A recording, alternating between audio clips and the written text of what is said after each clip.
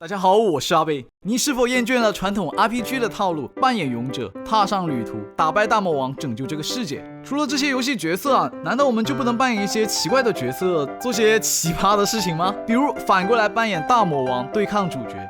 又或者扮演一名宫中小太监，劝说皇帝也成为太监党的一员。许多奇怪的念头浮现在我脑海，可我们该怎么玩到呢？有了，我们可以利用人工智能 AI， 让它用文字的形式陪我们玩离谱的 RPG 游戏。跟它讲解完我们的需求之后，只需要再告诉它我们要扮演的角色、这个角色的背景故事以及我们的游戏目标，就能玩了。RPG 太监的劝说。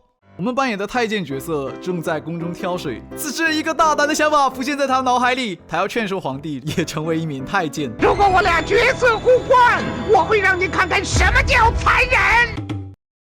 现在开始赋予角色属性值，属性在一开始最高只能到20，而我们的智力很高不过力量非常的细高，其余属性就没什么出众的。这个游戏提示我们啊，宫中每一步都要小心翼翼，做出错误的选择呢，都可能死去。我们现在可以 A 给皇帝献宝， B 辅佐皇帝博信任， C 陷害皇帝信任的太监让自己上位， D 啥也不做。作为一个智谋出色的太监，要把宫中当成自己的拳斗主场吗？阿贝果断选择陷害他人让自己上位。每个选择本身会有不同的成功率，最终再由扔骰子辅助决定成功还是失败。求你了，一定要让我陷害成功啊！我们被识破了，皇帝对我们的印象大打折扣，我们的生命岌岌可危。此刻阿贝选择向权贵求助啊！成功了，皇帝暂时对我们改观了，寻求权贵帮助的路是可行的。现在我们可以 A 继续和权贵合作，再次尝试让其他太监失宠， B 停止跟权贵接触，讨好皇帝， C 跟皇帝打小报告，和皇帝一起对抗权贵， D 密谋造反。D 选项造反未免有点太不自量力了吧？此时或许我们可以把刚才帮助我们的权贵卖了，博取皇帝信任。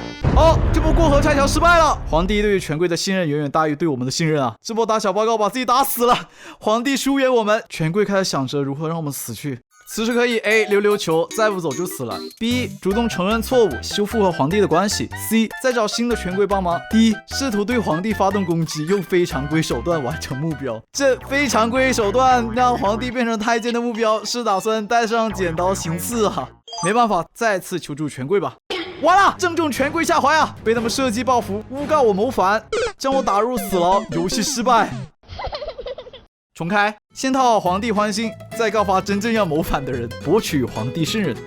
成功了！系统说趁皇帝信任我们，现在是劝他阉割的最佳时机，这有点太快了吧？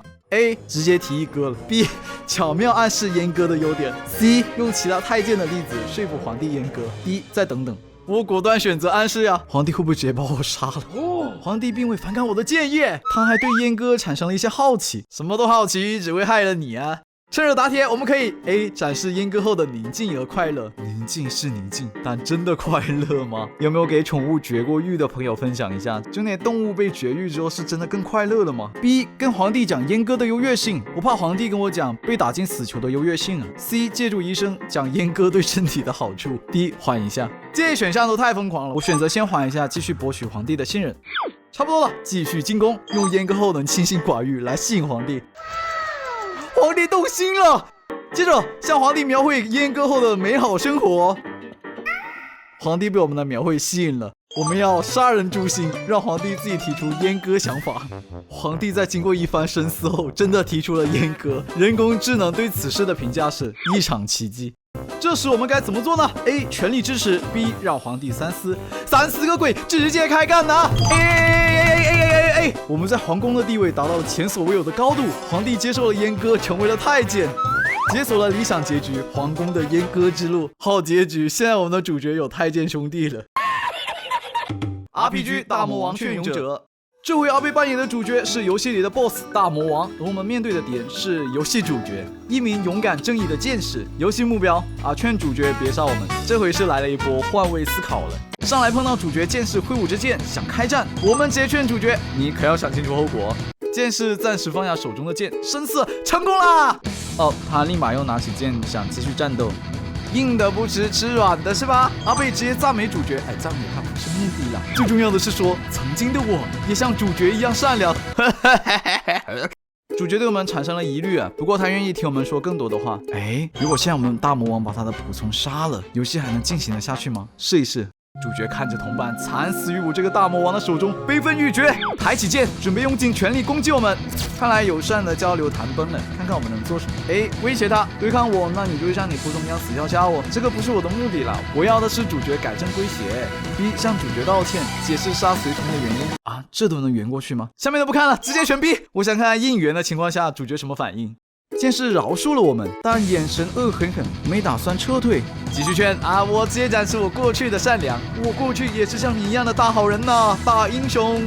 主角对我们的过去有了更深的理解，眼神充满了复杂的情绪，看起来大反派要洗白成功了。在继续多次劝说后，最后面我又说道：我只是想当一个好 boss， 而不是恶魔大魔王。给我一个机会。主角剑士理解了我们，沉默了很久，然后放下手中的剑，成功了。系统评价：人心所向，证明了你的善良。随从表示：啊，对。那么我们完成了任务，达成了主角和 BOSS 互相理解。RPG 穿越之冒牌周杰伦。在电影《夏洛特烦恼》里面有这么一个片段，就是主角穿越到了过去，趁周杰伦还未出道，直接把他的作品包装成自己的，让自己成为了音乐教父。而我们这回也来模拟一回这个剧情，名字夏洛贝。但更刺激的是，我们直接穿越到2000年，也就是周董刚出道的那一年。我们的目标是像电影一样，成为正牌的周董，扼杀真正的周董在事业的摇篮里。我的记忆力是12，这个属性呢是负责记周杰伦还未发布的歌曲，音乐天赋呢还凑合，但运气属性好差呀。问题不大，穿越者知晓未来都不需要运气的嘛。我们先要做的，先搞清楚2000年的流行乐坛到底是怎么样的。为了了解2000年的流行乐坛，我们来到了 CD 唱片店，了解一下当时有什么歌，顺便了解一下周杰伦当时已经发了什么歌。看周杰伦 CD 时，不小心碰到了一个人，那个人也在选周杰伦的专辑。他停下来看着我，我们发现那个人就是周杰伦自己啊！为什么 CD 店会碰到周杰伦啊？刚出道的时候不好好写歌，来听歌干什么嘛？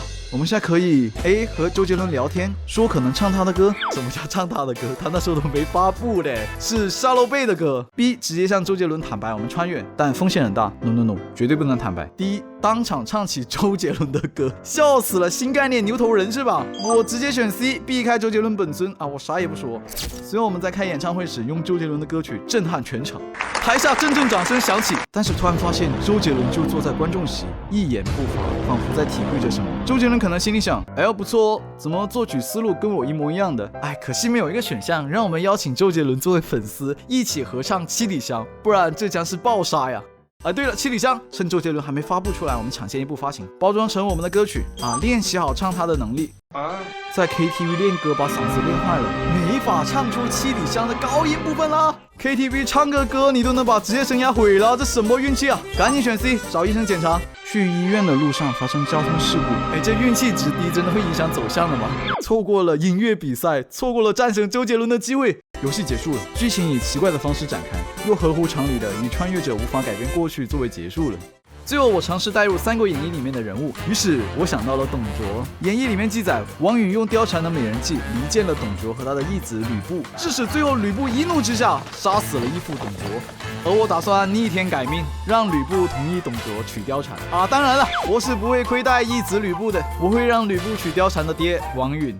没想到吕布怎么说都不听，直接把我的董卓杀死。游戏结束。阿贝不信啊，再来一次。